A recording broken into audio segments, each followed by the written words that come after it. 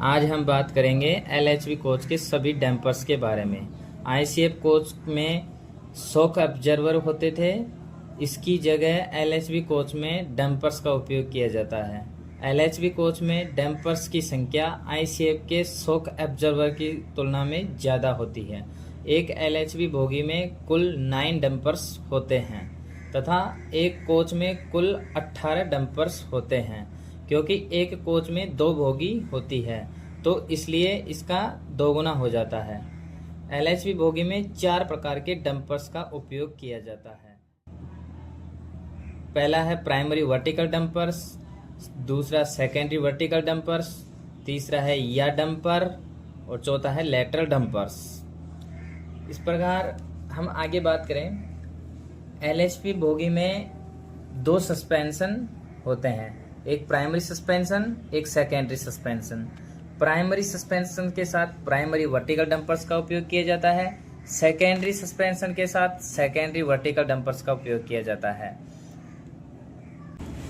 Primary suspension जो axle box और bogie frame के बीच होता है, जबकि सेकेंडरी सस्पेंशन बोगी फ्रेम और कोच बॉडी के बीच होता है।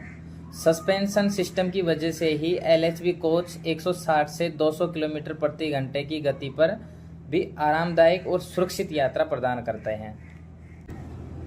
Primary vertical dampers. Primary vertical dampers यह एक्सल बॉक्स और बोगी फ्रेम के बीच लगाया जाता है। इसका मुख्य कार्य ट्रैक से आने वाले वर्टिकल शॉक और वाइब्रेशन को कम करना होता है।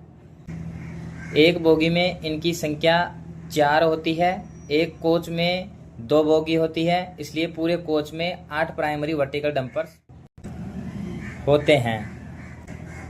एक बोगी में एक तरफ 2 प्राइमरी वर्टिकल डंपर्स तथा अन्य 2 प्राइमरी वर्टिकल डंपर्स दूसरी तरफ होते हैं।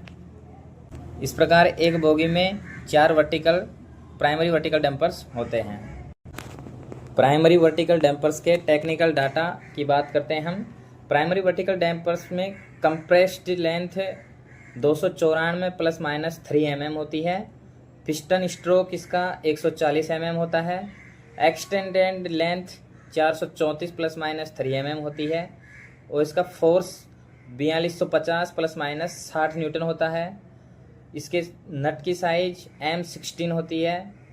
इसकी टॉर्क वैल्यू 100 Nm होती है। प्राइमरी वर्टिकल डैम्पर्स की टेस्टिंग स्ट्रोक 50 mm होती है। प्राइमरी वर्टिकल डैम्पर्स की टेस्टिंग टेम्परेचर 20 ± 2 डिग्री सेंटीग्रेड होता है। अब हम सेकेंडरी वर्टिकल डैम्पर्स की बात करेंगे। Secondary vertical dampers air spring और कोच बॉडी के बीच लगाया जाता है। यह बॉडी के वर्टिकल मूवमेंट को नियंत्रित करता है। यह बोगी के सेकेंडरी सस्पेंशन के साथ लगा होता है। सेकेंडरी वर्टिकल डंपर्स एक बोगी में 2 सेकेंडरी वर्टिकल डंपर्स होते हैं, एक कोच में 4 होते हैं।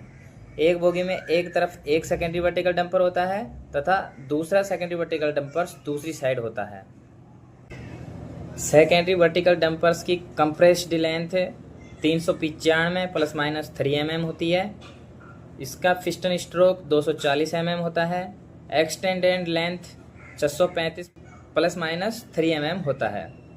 इसकी फोर्स एसी कोचों के लिए 3500 ± 520 न्यूटन होता है और नॉन एसी कोचों के लिए फोर्स 400 ± 60 kg होता है।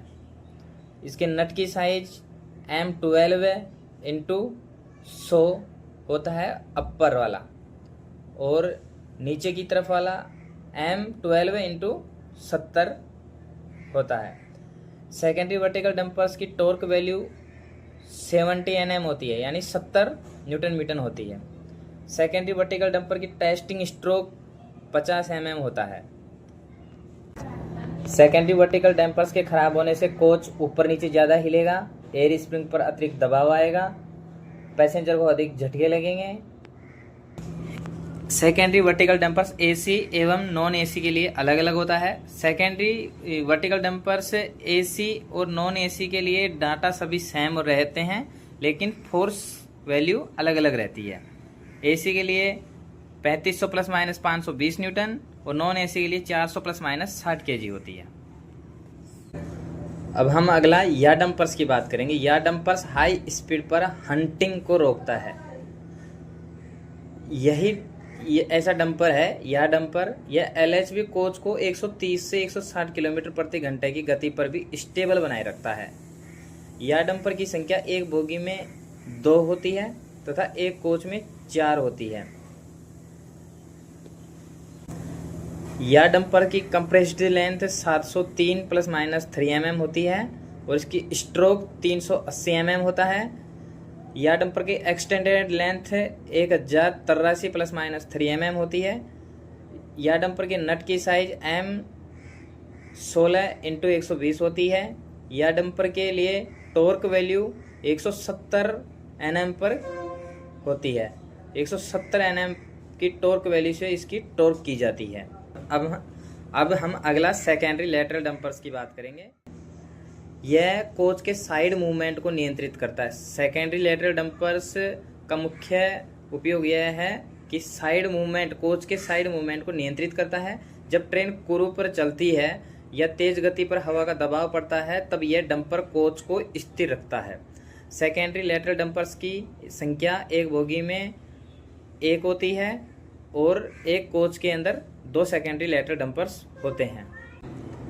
सेकेंडरी लेटरल डंपर्स की कंप्रेस्ड लेंथ 395 ± 3 mm होती है कोयल स्प्रिंग के लिए, जबकि एयर स्प्रिंग के लिए 360 ± 3 mm होती है compressed length. Secondary lateral dumper का स्ट्रोक की बात करें तो कोयल स्प्रिंग के लिए 240 mm, एयर स्प्रिंग के लिए 185 mm होती है। एक्सटेंडेड लेंथ 635 ± 3 mm होती है। सेकेंडरी लेटरल डंपर्स का फोर्स वैल्यू की बात करें 8000 ± 1200 न्यूटन होती है। सेकेंडरी लेटरल डंपर्स के नट की साइज M12 × 55 होती है। सेकेंडरी लेटरल डंपर्स की टॉर्क वैल्यू 70 न्यूटन मीटर होती है, यानी कि सेकेंडरी लेटरल डंपर्स को 70 न्यूटन मीटर के टॉर्क से टॉर्किंग की जाती है। सेकेंडरी लेटरल डंपर्स की टेस्टिंग स्ट्रोक 50 mm होती है। इस प्रकार हमने बारी बारी से एलएचबी कोच के सभी डैम्पर्स के बारे में जानकारी प्रदान की है। आशा है आपको समझ में आया होगा।